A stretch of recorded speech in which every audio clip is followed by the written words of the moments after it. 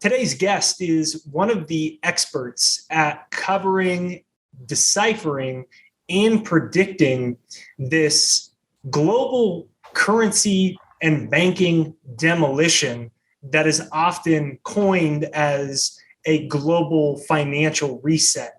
And that's my friend Lynette Zang, and she's going to be giving us some huge updates, breaking down exactly what's happening, and even how all of the sanctions and the US dollar money printing, how everything ties back in to this overarching reset that she's been studying. And I want to encourage everyone, if you haven't yet, in the link and pinned to the comments right there down below, you can sign up for a free gold and silver wealth strategy call with Lynette and her team at ITM Trading. And what they do is they give you a personal strategy going through everything to set yourself up for your financial future and your wealth in this time of massive currency debasement and what has now been popularized as the reset. So you can get your complimentary gold and silver wealth strategy call at the link right there down below, pinned to the comments and in the description right there down below. If you enjoyed today's video, make sure you share it out on social media. Give us a comment down below. If you've enjoyed any of our past episodes, you can comment down Lynette Rules right there down below in the comments. And it's good to see you, Lynette. Well, it's good to see you too. I'd like to add a little bit to what you were talking about with the strategy, because it's based upon the repeatable patterns that happen every time there is a currency regime shift. So, I can't guarantee tomorrow, but if something has happened over 4,800 times the same way and we're doing the same thing, yeah, I'm thinking we're going to get the same kind of result. And we are seeing a lot of those repeatable patterns unfold right now. So you can check that out. And I will put the link for you to set up your wealth strategy call. But let's talk a little bit. You said currency regime changes, and you said we're seeing a lot of those right now. And on top of everything, it's been interesting to watch as this Russia-Ukraine thing has unfolded, because it's pushed Russia into this position where they've even talked about, maybe trading energy and gold.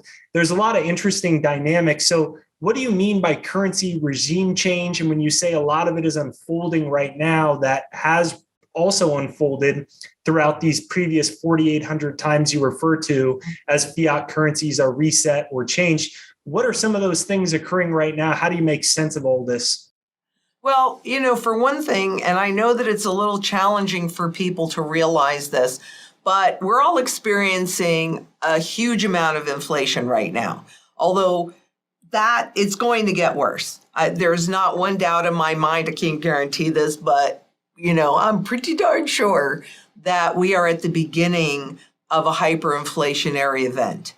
And the only difference between inflation and hyperinflation is the speed of that inflation. The problem is that there's virtually no purchasing power left in the US dollar.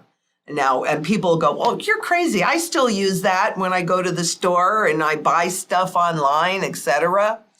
But if you go on the Federal Reserve's website, the FRED, F-R-E-D, and in the search bar, you put in purchasing power of the consumer dollar, what you'll see is that there's officially 3 cents left out of the original dollar's worth of purchasing power, which means it's worse than that.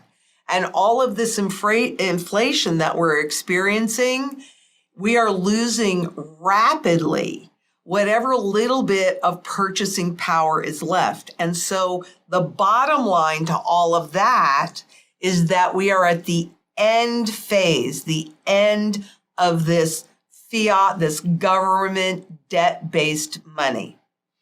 And that is one of the patterns, is very high inflation. Like your viewers may have seen on, the talking heads on CNBC or read in the paper that it's like the 70s or it's like the 80s, and they'll go back, wow, this hasn't happened since 1974.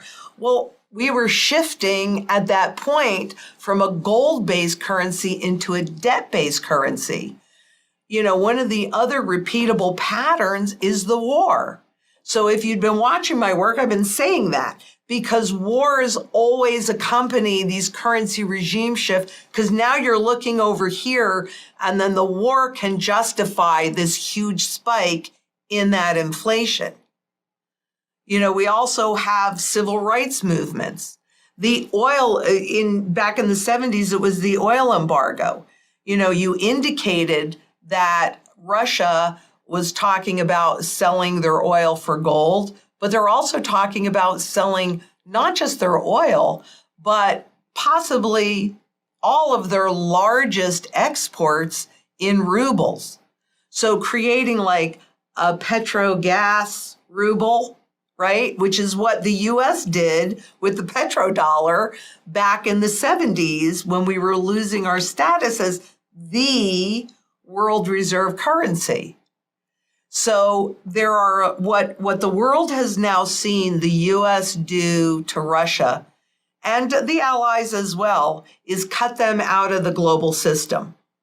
So any of the wealth, any of the assets that the government or a lot of the oligarchs in Russia held outside of Russia, they don't have access to it anymore. Because here's a simple fact. If you don't hold it, you don't own it. But everybody's watching that. So that's on a global government scale. But didn't Canada just do the same thing to their citizens that were protesting and they didn't like it? So boom, they just cut them out of the system just like that. And they're still not back into the system. And that was 5-6 weeks ago? It proves that you better have resources, real money, that is in your possession if you want to weather this financial storm that we're in, because it's not going to be so easy. And some of your viewers may have already noticed that there are greater limitations put on your access to your funds. Maybe you haven't noticed that yet, but go and try and wire over $10,000 or $100,000 or whatever it is. Go and try and take cash out. You're going to discover that it's not really your money. They're going to say, what do you want this for? Why is it your business? It's their business because it's their money. When you make that deposit, you give them that. You loan them that money. So don't find this stuff out too late when you're locked out of the system and you can't access your wealth. Prepare now. Get ready now if you haven't already done so.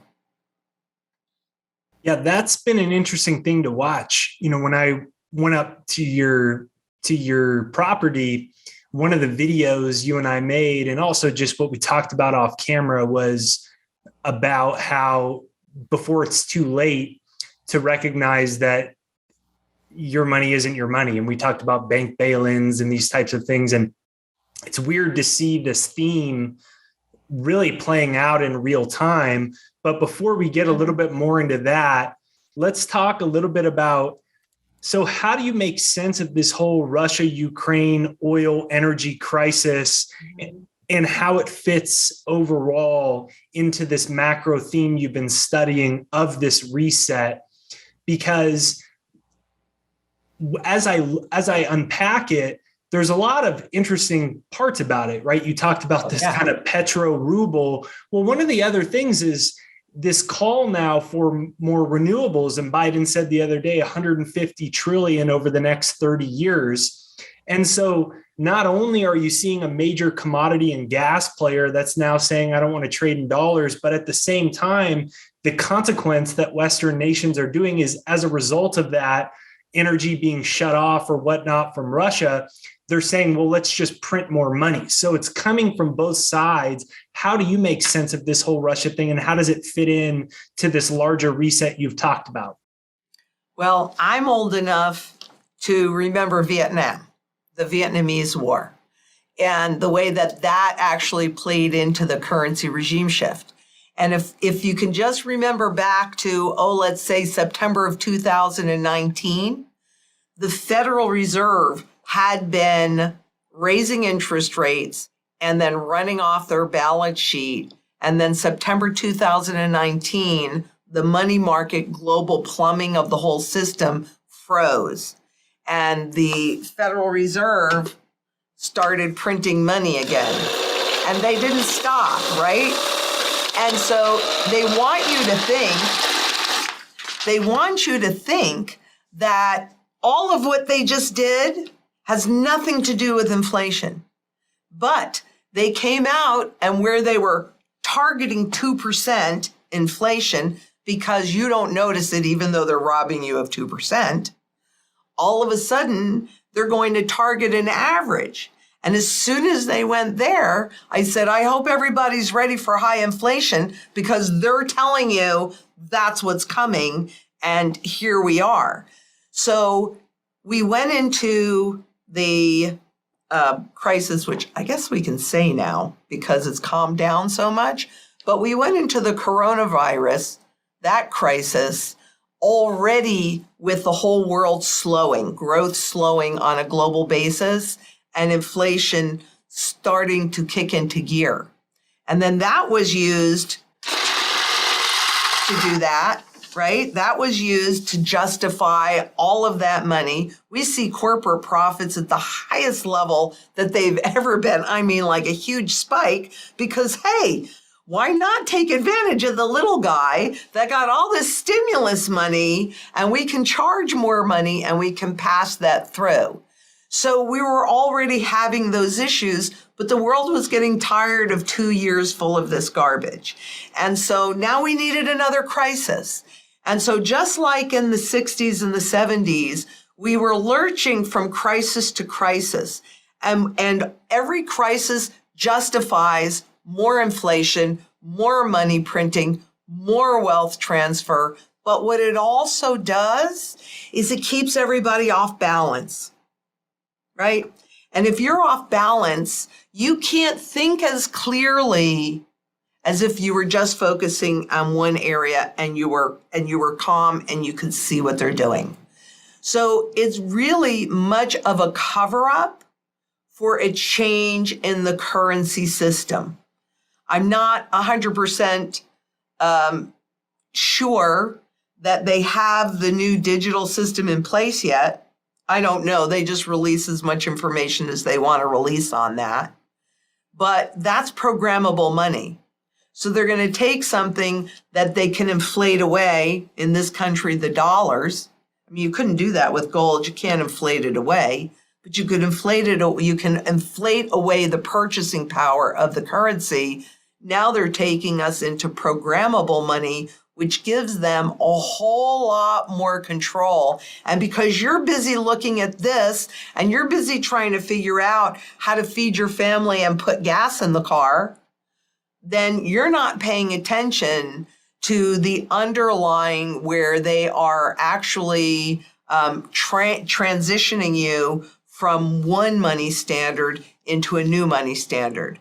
Because I'm going to tell you, 1971, I was 17 years old, something like that, right? So I was old enough to kind of see what was going on, young enough to not really understand it like I do now.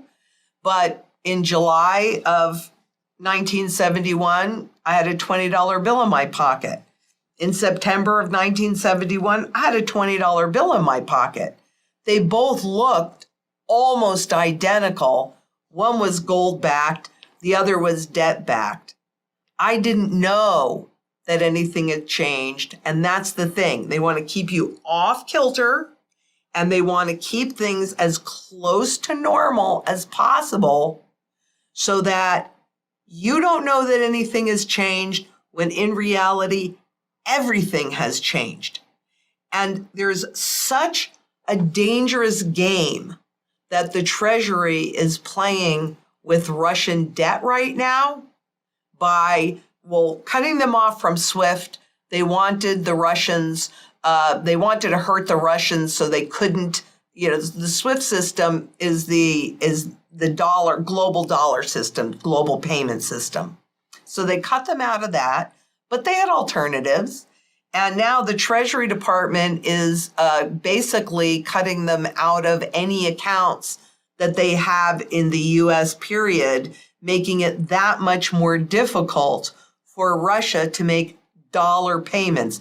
It's super complicated, but the bottom line of this is that there's this whole big mountain of derivative contracts. And derivatives are, okay, the word derivative, it's derived from an underlying something, can be anything, doesn't really matter, right? And then it's leverage. So it's layers and layers and layers of this contract, sometimes up to 1,000 or maybe even more times leveraged. And if Russia defaults on their bond payments because they're, for whatever reason, whether they're unable to make the payments because they're not part of the system or because monetarily they can't make the payments, right? That is going to trigger a derivative event. Whether or not they'll have the ability to cover up that derivative event is anybody's guess. But I'm telling you right now, they are playing with fire.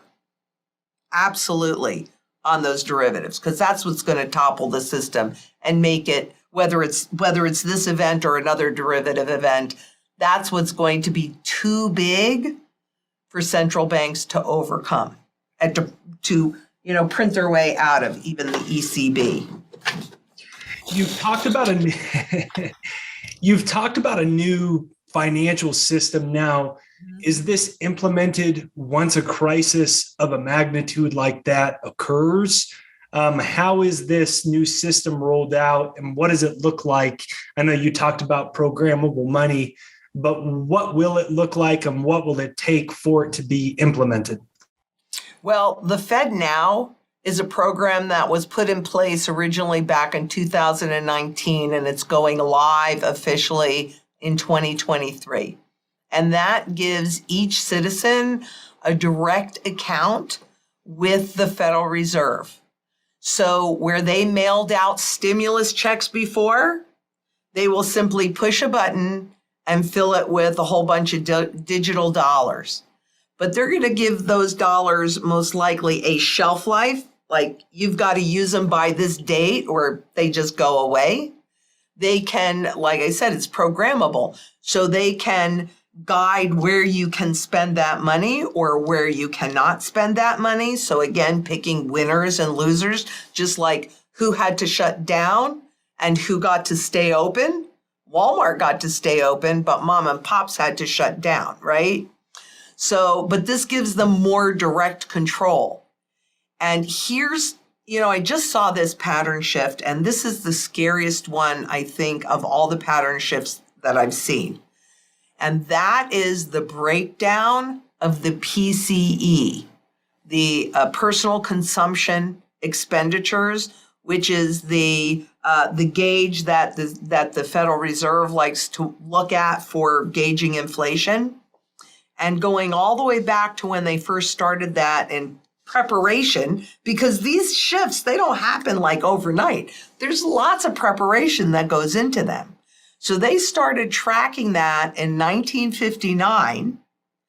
And basically, it just kind of looks like this with, maybe you go into a recession, it's a little flat for a minute, but it just is a nice, steady upward slope until you get to 2008.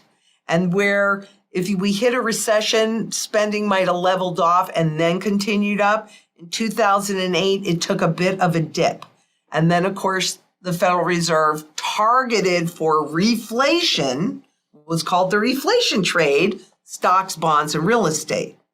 And so then it continued its rise until we hit 2020.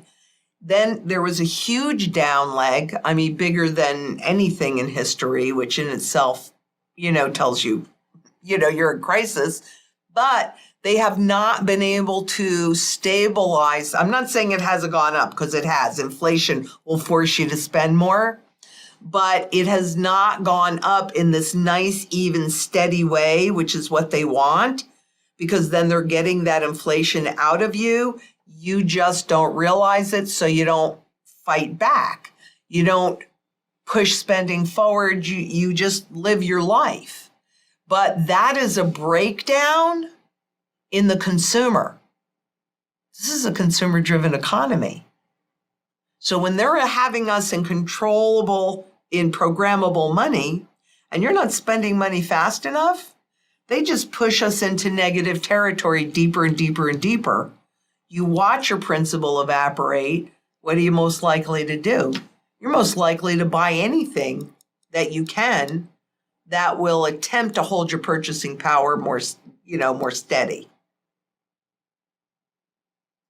Now, there's been a lot of talk for a while about cyber attacks. Now, this has become more common in the news today because the Biden administration has said Russia is going to do a cyber attack. But I've been watching this develop for a while. It started with Klaus Schwab, head of the World Economic Forum. I'm sure you've seen that video.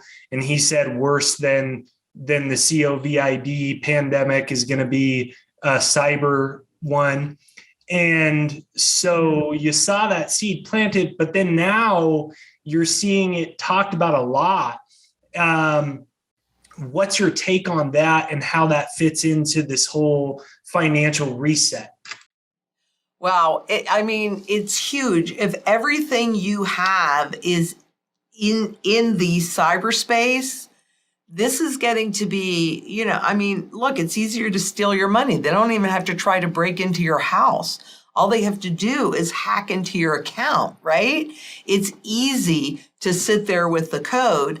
And the way that it all ties in is that the powers that be, so over at the IMF and the BIS and all these guys, they actually want you to own nothing and be happy. And the title of everything that you do currently own, they want it held on tokens in the ethosphere, which, I know that they like to say that you can't, that this is unhackable, but I think it's pretty easy to see that that's not true. That we can't really keep up with the speed of the new developments and the ability to hack. And it just puts everything that you own in a lot more jeopardy. And it puts all of your wealth in jeopardy. Because if you can't even hold, I know this is, let's see, what does it say? This is copy money, right? But actually real dollars are also copy money of this, right? But if you can't even hold something out of the system to protect your wealth, then it means that you are completely 100% vulnerable. That's not a position I want to be in. But that's how it all ties in, because it's easier to control if you own nothing, if you hold nothing, and it's easier to dictate by central banks. Right now, it takes 17, 18 months of working through the system to see if their policies work. Once everything is in digital form, well, they're going to know whether or not their policies work pretty instantly. And if you're not spending enough, they're going to force you to spend it or lose it. So what'll most people do? But I dare say they're going to have to give them the money to spend, because that breakdown in PCE is significant. That's probably one of the most significant pattern shifts that I've personally ever seen. And I've been doing this on some level my entire life. Now, is this the digital dollar that we're now seeing Jerome Powell talk more often about, the Biden administration talking more often about? It's become more of a, dare I say it was a conspiracy theory 24 months ago, but now you're seeing administrative officials and the head of the Federal Reserve saying digital dollar, digital dollar. So is that what this is, and how far away from it do you think we are? I want to say that I don't think they're ready yet, but that's probably not true. And a lot of things happen in 2023. So for me, 2022 is a very pivotal year. And I think it could happen as early as 2023 but I'm not sure that they're quite ready for that yet. So maybe 2024 or 2025 at the latest. I don't think the shift, I don't think it can wait to 2025, but I could be wrong. Timing is the biggest challenge for any technician.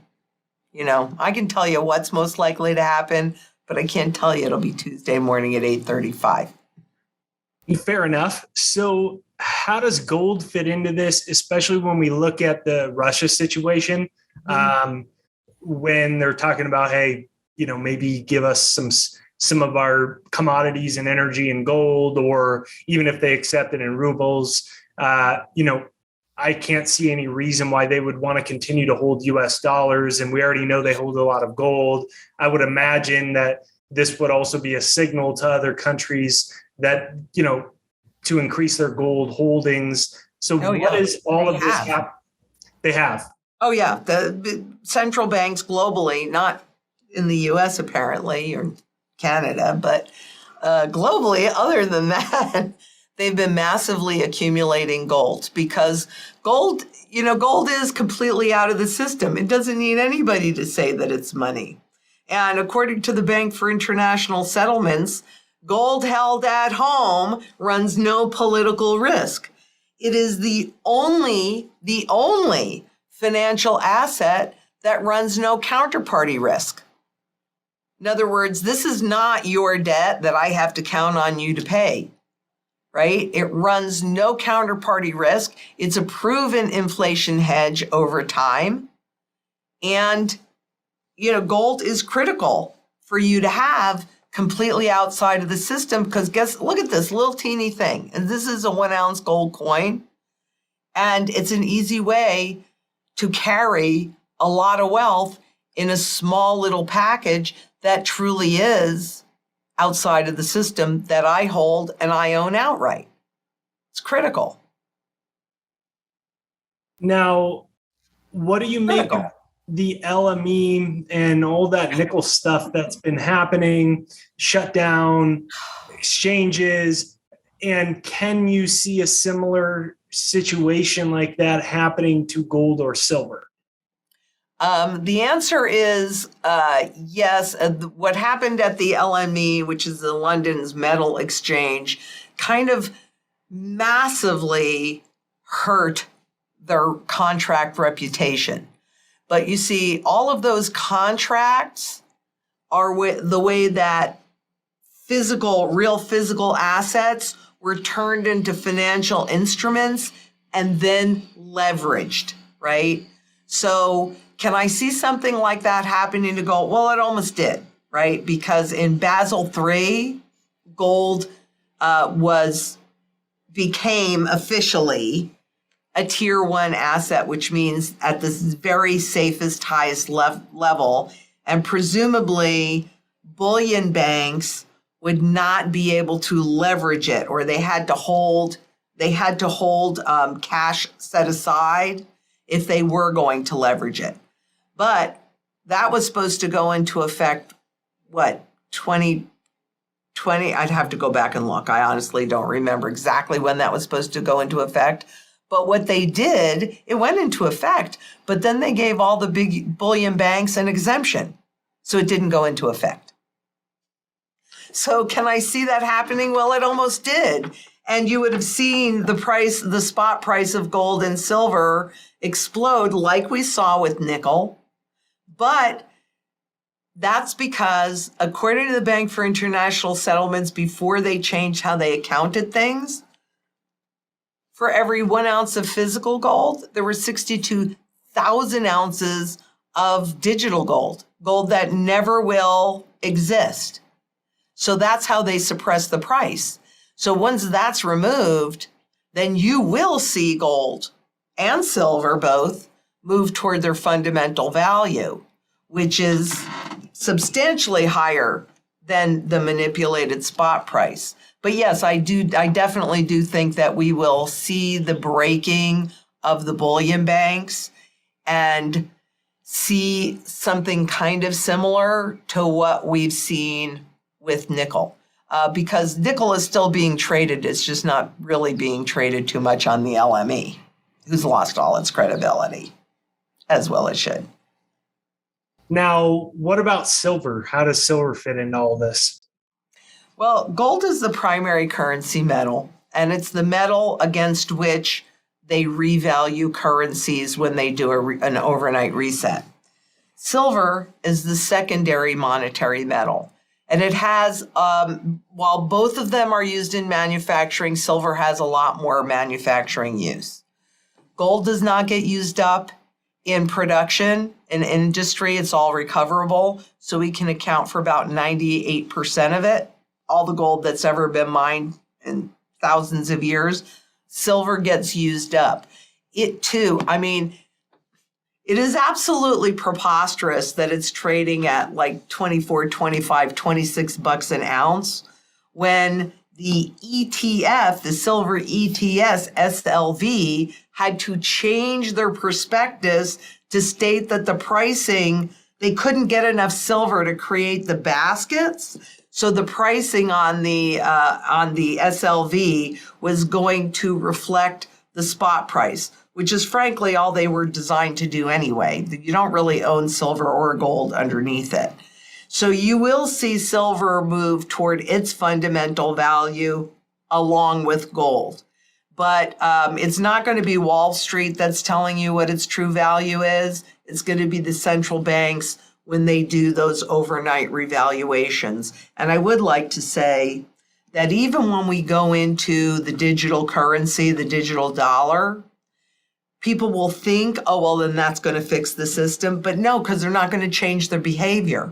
What absolutely 100% has to happen is that all of the debt that we've accumulated, the trillions and trillions and trillions of debt that has been globally accumulated, needs to be burned off.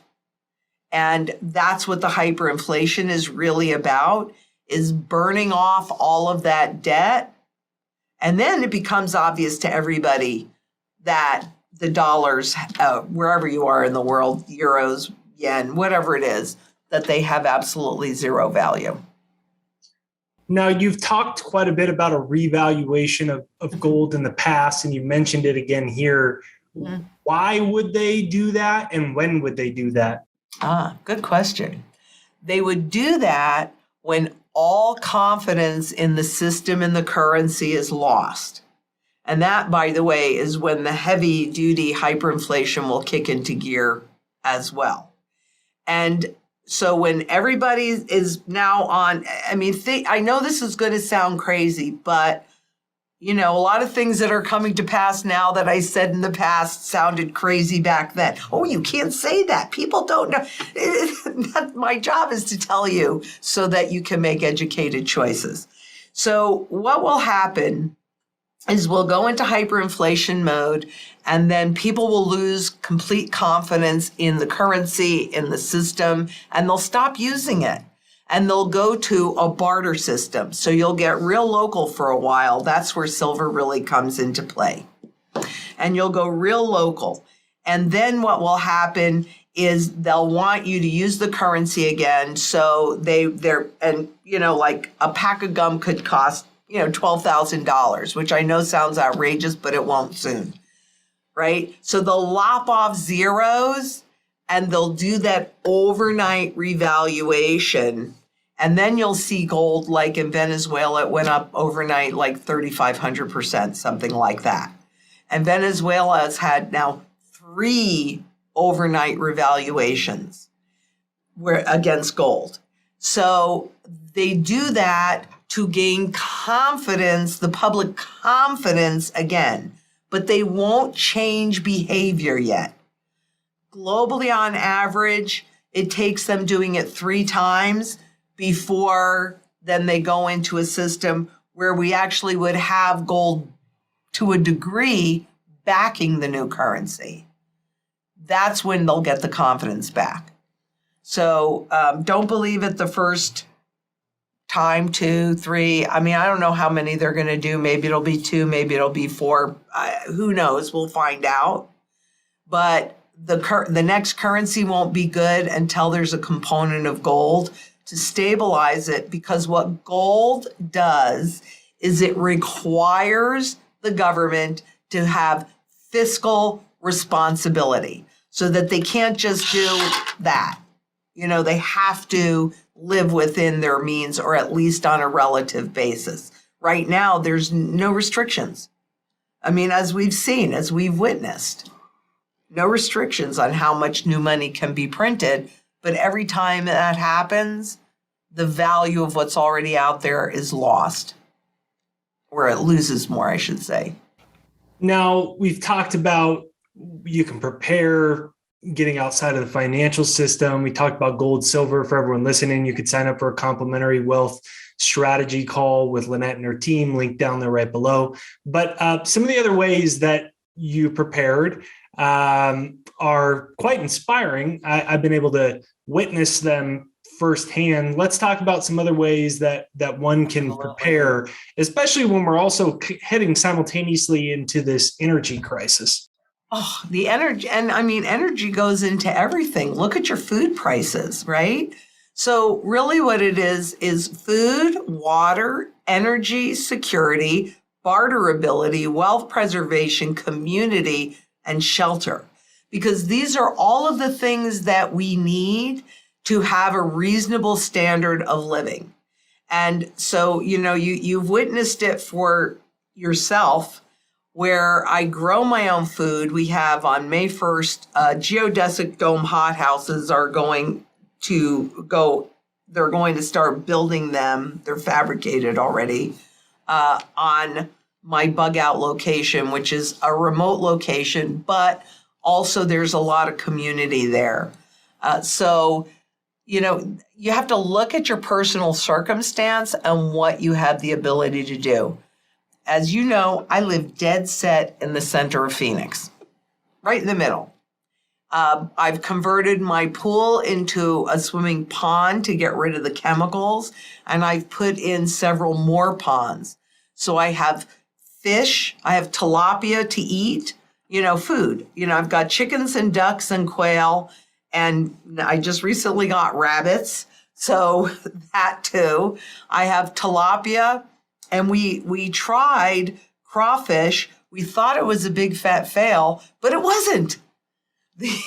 As it turns out, we have itty bitty baby crawfish, and we have even seen a big mama. So that gives me kind of like, because this is going to be a crisis of protein as well. So I've put in gardens, but everybody can create their own food security at whatever level they are. If you're in an apartment, there are smaller systems that you can put in place. And we hear all about the fertilizer, and Russia is a huge exporter of fertilizer, right? Well, if you have a fish tank and the fish poops, that's fertilizer.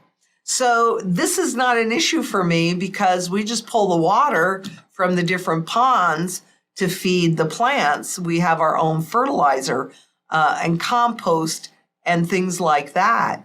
Energy. Well, when we went up to the bug out house, we had just put a full power grid on the property, and it's expandable. So as I go to the next phase in this development of that area, and I put in maybe tiny houses or yurts or something for other people to live in as a community, then I'll be able to run power to them. And I am told that I would even be able to run power to the whole town if I chose to do so, which I would if I needed to, and they needed me to. Yeah, you're going to be loaded. I forgot to even mention that fertilizer, it's amazing how you see all these crises unfolding, all these crises unfolding at once. You've got fertilizer situation, you've got the energy situation, you've got the oil, you've got currency and all this money printing, you have food shortages, supply chain disruption. It's all happening at once. And I wonder, as someone who's been studying these cyclical natures of the collapses of fiat currencies and the shifts in society, how does Lynette feel when she's watching this all unfold now?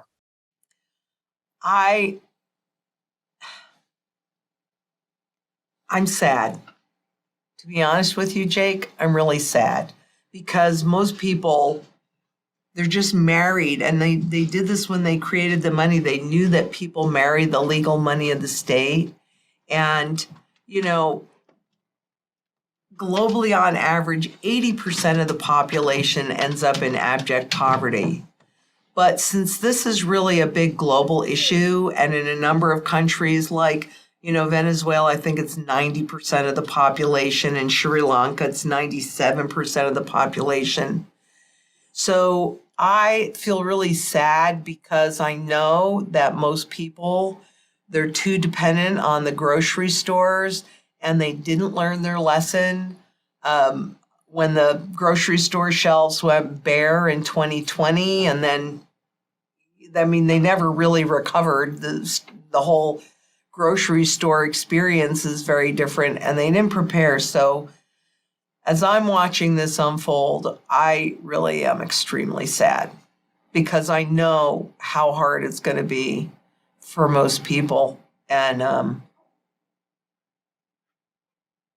thankful that I'm prepared, but I'm really sad that I'm sad. Now, do you think that when they unroll this digital currency, do you think that people are going to accept this? Do you think that there's a chance of a resistance against this, especially in Western cultures? How do you see this unfolding?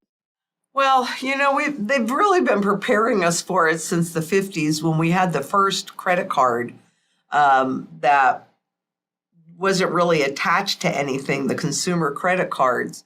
And so, most people especially people have gotten very used to shopping online, right? So they're already used to digital currencies quite a bit.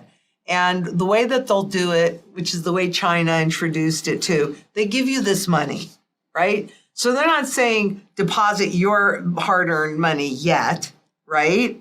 They're going to be, okay, well, it's really hard. We're going to stimulate you. Here's a whole bunch of money. You have to spend it within, 30 or 60 days or whatever that number is going to be. And then they'll turn around and they'll say, well, and you can only spend it here and here and here. But will people accept it? Yeah, they are, because they're going to think it's free money. But there's nothing that's free. It's just going to be about capturing you into the system.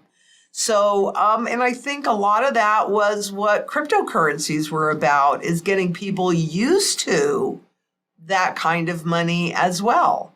So, I think that they are going to accept it, especially if we are in extremely desperate times. It will be sold as a solution, but it won't be a solution. Sold as a solution, but it won't be a solution. That's a good one. So let us know, what is, in conclusion, what's something that I missed that Lynette Zang wants to cover that I missed that you think is important? Obviously, we're headed into these, and we are in the middle of these very unprecedented times. Oh my God! All of these crises happening at once, and like you said it the best. A lot of people, they're not ready for what's coming. Is there anything important that I missed that's been on your mind or on your heart? Well, a lot of people procrastinate because they think they're going to magically know the second before they lose all choice. And that's really what my big concern is that people will postpone and postpone, and they'll look at, the meme stocks going up or the stock market going up, and they'll think, oh, okay, I can make all of this money there, so I'm not going to buy gold. What is gold doing? Yeah, it's near its high. It's too expensive. Interesting that stocks at 1 million times earnings are not too expensive, but gold that has the broadest base of buyer is. It's not. Gold and silver are the only assets that are severely undervalued, because a rising gold price is an indication of a failing currency. So if you've got gains in some stuff, great. Take those gains. Whatever you have, you've got to get prepared, and you've got to do it now, Because what is the price of your freedom worth? And that's really what's at jeopardy, is your freedom. And it may sound crazy, but it is simply a repetition of history. The insiders, they're getting out, but the normal guy, he's staying in, she's getting in. Stop. Stop and just use the brain that you have and look at things. When they don't make sense, believe it, because we are fast running out of time. That's what I want people to know. Don't procrastinate. Get your gold and silver now. Get your food, secure your water, energy, barterability, wealth preservation. Come together in community. It's really the only chance that we have to have a more fair system on the other side of this. And shelter. Those are all the things that we need, no matter what's going on, to have a reasonable standard of living. Make it happen. Fantastic. Thank you for your time today. Couldn't have said it better. It was great to get an update. Everyone can give me a comment down below that says Lynette rules. We'll link where you can schedule your complimentary wealth strategy call to prepare yourself for what's unfolding with Lynette and her team. So I'll have that linked right there down below. So I encourage you, if you're still watching this video, to head over there right now and start to look at your strategy. Start to look at where are your weaknesses, where are your blind spots, and where can you improve, not only for your own freedom, but your friends, your family, and maybe generations to come, because I personally believe that's what's at stake. Yeah. And oh, by the way, I forgot to tell you, we did a soft opening, but we just opened a new YouTube. And have we opened the website too? Yeah. Beyond Gold and Silver. Because it's not just about gold and silver. That's got to be your financial foundation, because it's the safest thing. But it is the Beyond Gold and Silver. We're creating an extensive library to help people get prepared in all those other mantra areas. Fantastic. So we'll link that right there down below as well for you to check out. And if you enjoyed today's episode, let's spread the word and let's help people prepare. You can share this link out on social media, text it, email it to a friend, hit the like button on this video. Make sure you hit the subscribe and bell notification to get notified for future episodes. I want to thank you for listening, and I will link your link where you can get a complimentary wealth strategy call with Lynette and her team. Lynette, it was a pleasure to talk with you today, and it was good to see you again. Always, Jake. I'll see you soon.